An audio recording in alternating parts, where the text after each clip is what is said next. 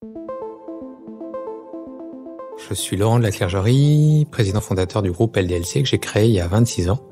LDLC, c'est un groupe qui vend du matériel informatique sur Internet depuis cette époque-là et qui depuis a racheté des concurrents et beaucoup grandi. C'est un groupe qui aujourd'hui représente 1060 salariés et un chiffre d'affaires d'à peu près 700 millions d'euros. Les grands témoins des entretiens de Valpré.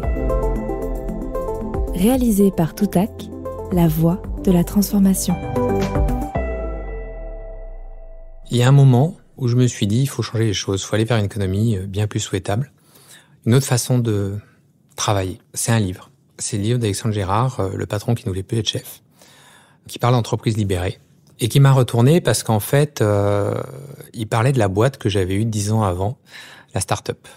La start-up qui se contrôlait pas, où les gens étaient libres et on se développait. Et la boîte que j'avais arrêté de laisser grandir parce qu'à un moment, je m'étais dit, on devient trop grand, on n'a plus le droit d'être comme ça. On doit devenir plus hiérarchique, plus contrôlant, faire attention à ce qu'on fait. On peut plus se permettre de jouer, quelque part. Et en fait, à la fin de ce livre, je me suis dit, t'as tout raté. T'as tout raté parce que tu t'es perdu dans le monde d'aujourd'hui. Et tu dois tout changer, tu dois revenir en arrière. Et même si, à l'époque où on avait tout changé, on était 300 et que là, on était à peu près 1000. Et donc, théoriquement, que c'était impossible de revenir en arrière, je me suis mis en tête qu'il fallait que je revienne en arrière.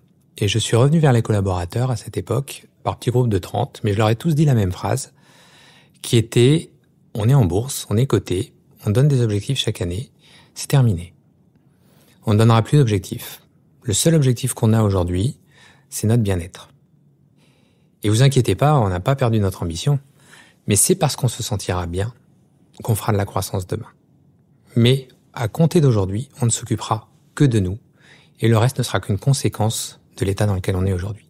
Et je pense que c'est ce qui permet d'avancer dans le monde de demain, ce qui permet d'ailleurs aujourd'hui à la société de se porter super bien et d'avoir des équipes qui sont hyper impliquées et des fois le sentiment d'être déjà dans le monde de demain et de devoir amener les autres à nous rejoindre.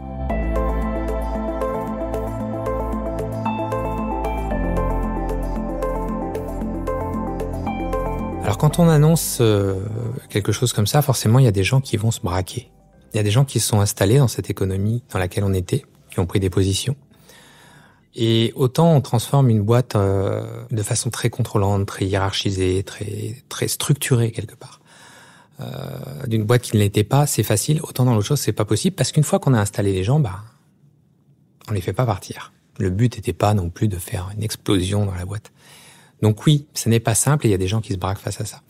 Et la transformation, elle s'est pas faite en 1 an, 2 ans, elle s'est faite en 3, 4 ans de façon en avançant progressivement.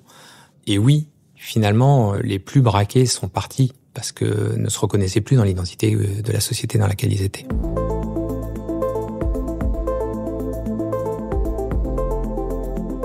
Ce podcast vous est proposé par les Entretiens de Valpré, en partenariat avec Kea Partners et Thomas More Partners, et réalisé par Toutac. La voix de la formation.